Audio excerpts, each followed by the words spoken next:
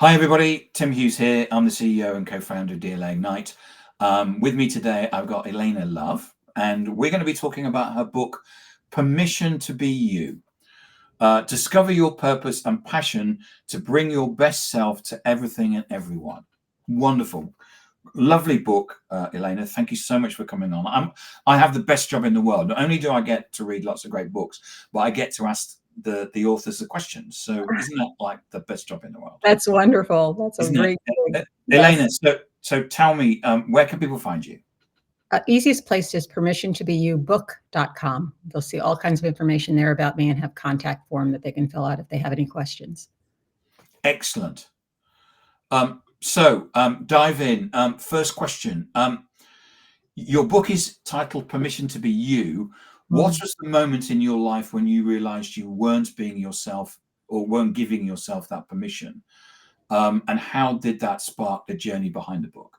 Wow, that's a huge and important question, Tim. I think for me, it began when I had made the journey from being a research scientist to a clinical researcher, and then eventually heading up HR worldwide for a large pharma company. And had a great year. We had done really, really well. My boss was extremely pleased with me and told me that I was in the succession plan to replace him when he left that job, which was an amazing thing to be told because he was Amazing. absolutely, and he was reporting to the CEO. So this was kind of a big deal. And I remember leaving his office after having an out-of-body experience while he delivered that news to me and thinking to myself, why am I not more excited about this? Why, I mean, after all, isn't this what I've been working for? And I began to realize that while I was skilled to do what I was doing, I was good at doing what I was doing. It was so far from who I thought myself to be that I didn't know if I could do it any longer. And I gave myself about 18 months to wrestle with that decision. Do I stay? Do I go? With these voices in my head at war with one another, the voice of quote unquote reason saying, of course you want to stay, you're going to have this amazing opportunity and you'll be able to really change the function in the way you want and you'll be able to make a huge difference. And oh, by the way, you'll make a lot of money. So of course you want to stay. This is the epitome of what everybody's looking for. And I came sliding into home base 18 months later with the dust flying. And I realized I'm finished here. Whatever I came here to do or learn, I have done. And it's time for me to do something that's more aligned with what I feel a passion for and what I feel is deeply tied to a purpose that I'm here to achieve. So I reduced my annual income by 100% overnight. Do not try this at home. Yep. It's like the commercial. It's a closed course and a stunt driver. Yep. Well, yes. I think that any entrepreneur needs to understand that what happens is that we look at Bill Gates and Elon Musk and immediately we think entrepreneurs that. But I think if you actually look, they're very much the outliers and the exception. Most entrepreneurs don't make any money. Yes, true. They try lots of things and make lots of mistakes, and then sometimes they get lucky. But there's a whole lot of hiccups on the way to lucky, for sure. So you talk about passions of purpose. How can leaders identify their own passions when they feel disconnected, burnt out, or stuck in autopilot? I think the first recommendation I would have for them is to slow down.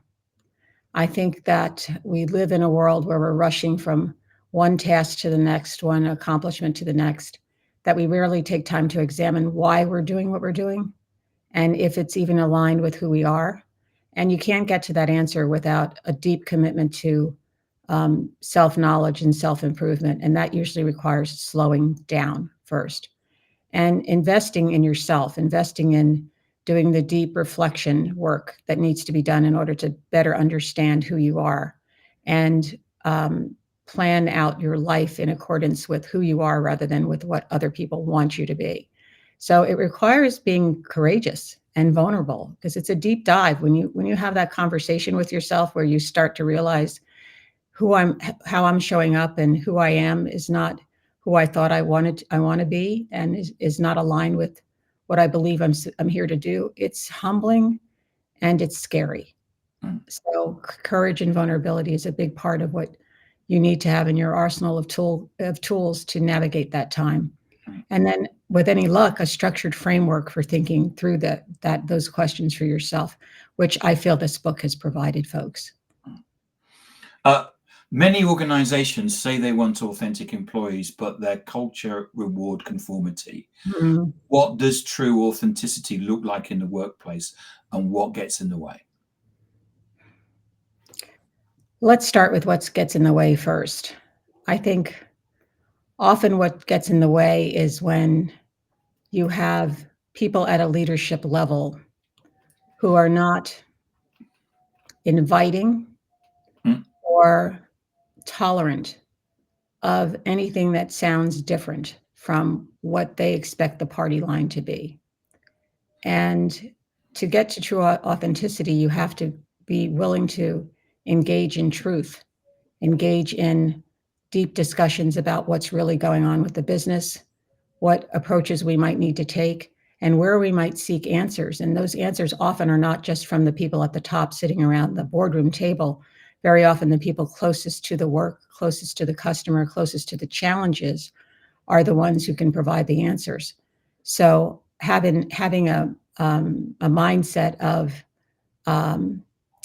answers can be found everywhere, and an openness to engaging in differing points of view being put on the table, respectfully, of course, but differing points of view being put on the table and explored, I think is the first real step towards getting to an authentic organization where people feel like I can raise an issue, I can bring it forward, I can tell you what I really feel or believe or what experiences I have that might lead me to this conclusion, so that those things can be examined and decisions can be made about the best solution forward.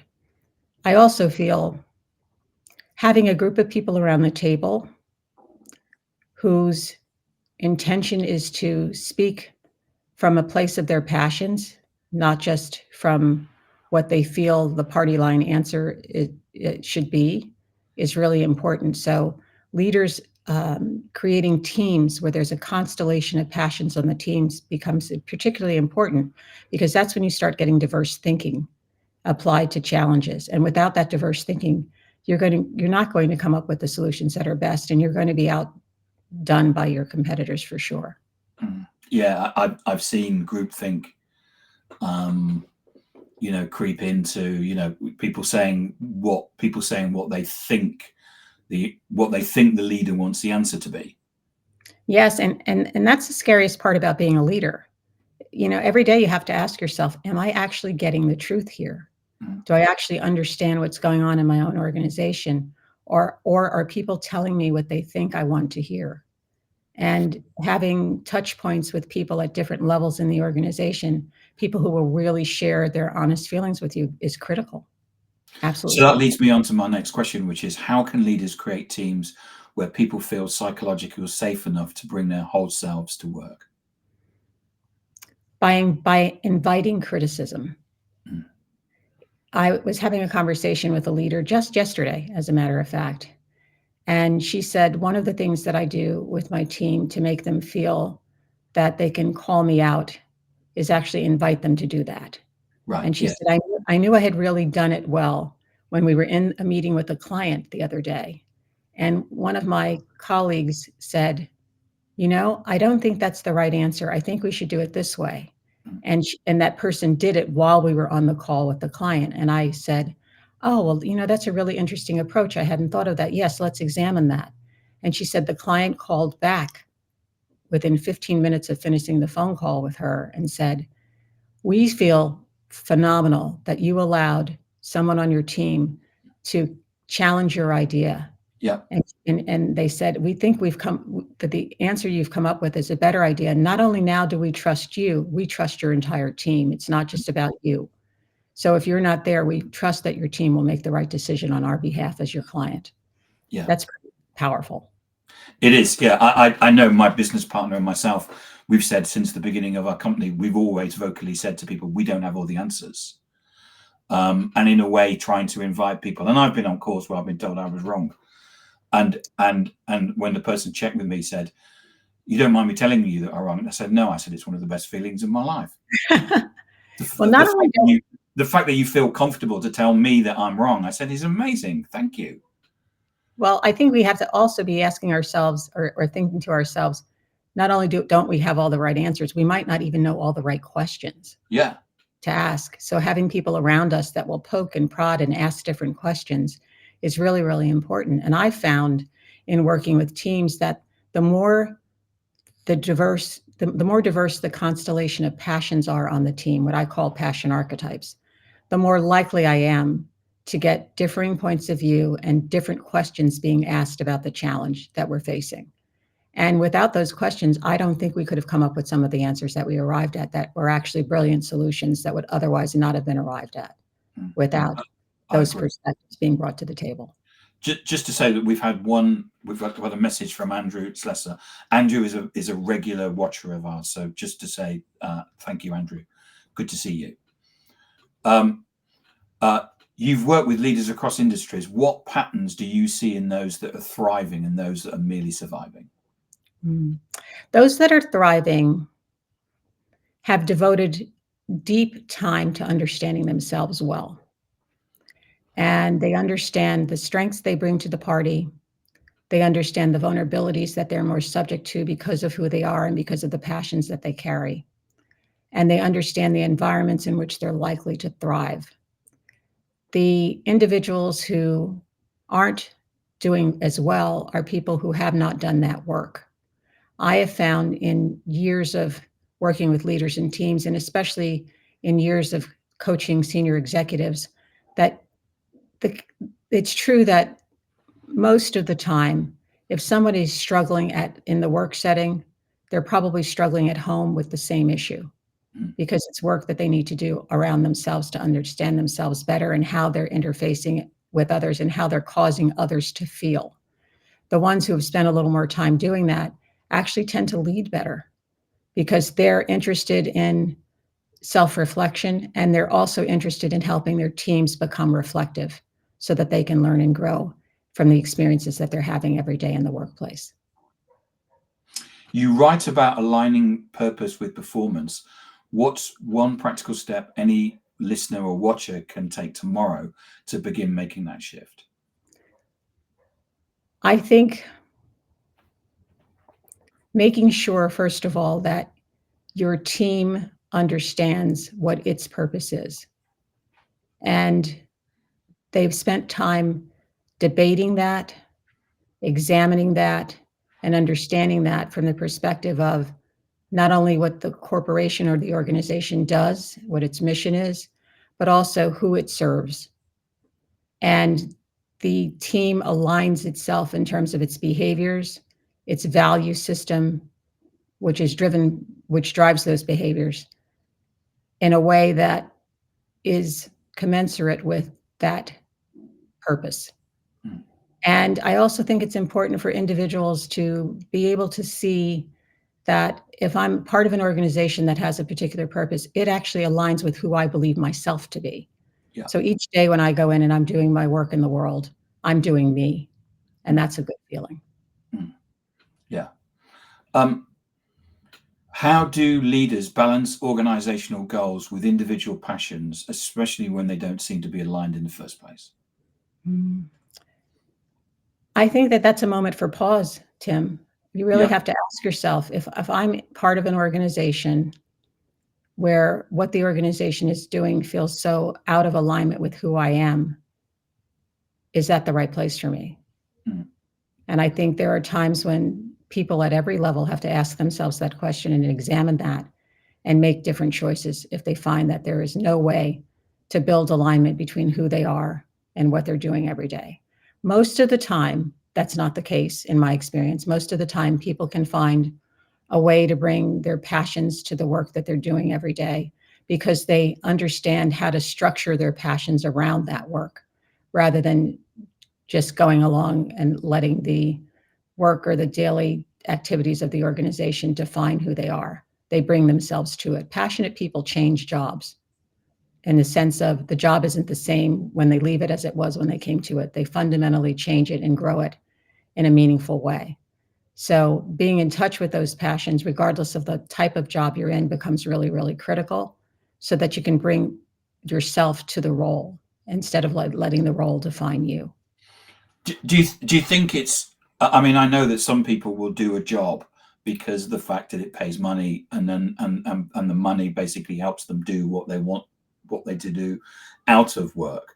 For example, you could be, you can be a football coach or a swimming coach or something like that. And so in effect, they get their passion from what they do out of work rather than necessarily inside work. So it's not like you've got to, because sometimes I think in society you have to have a job where it's your purpose, and actually sometimes turning up, getting the money, and doing what you want to do outside is important, though, isn't it? Yeah, it absolutely is. And I can tell you that I've seen in my work people go through what I call 3 phases of career, at least 3. The first is exploring. Usually they're new in a job, they're new in an organization, and you're trying to figure out, how can I be successful here? What are the rules of the road and what's expected of me? That happens to most people early in their career. Then they move into a phase that I call awakening. And in the awakening phase, they realize, I've got a fair amount of career runway ahead of me, but I've also done some good things in the past where I can really say, hey, maybe I am as good as they think I am, and I'm no longer feel this sense of imposter syndrome. I'm really that good. But it's usually at that phase that people find themselves asking the question, am I in the right place? Was this the right decision for me, the right career for me, the right company for me? And very often people will tell me that it was around that phase that they kind of, that coveted job they thought they wanted, that they were working towards, had begun to lose its luster. Do you know what age that was for most people? No, I don't. Tell me. Age 32.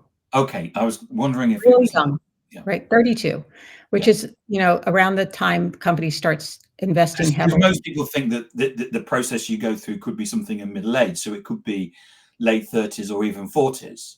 Yes, but it's happening much earlier. And I think we have a generation of people in the workplace where it's happening even earlier than that. By Yes. the time that they get to a phase called expression, in that phase, they kind of know who they are, they know what their passions are, they know how they want to express those. And if the opportunity to do that inside the organization is available, there's all to play for. They lean in big time. But if the opportunity is not there within the organization, people made one of 2 choices. Either they chose to leave because they could afford to do it financially, or they chose to stay.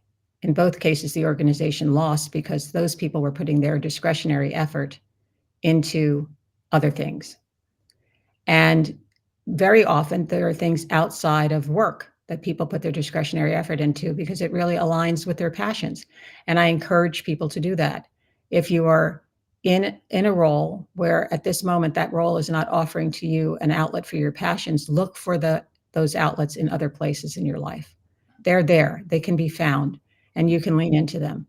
But make sure that you're also examining the role that you're in and asking yourself the question, can I morph this role in some way? Is there an opportunity here for me to bring at least a part of who I am to this role so that I'm receiving some satisfaction from what I'm doing every day?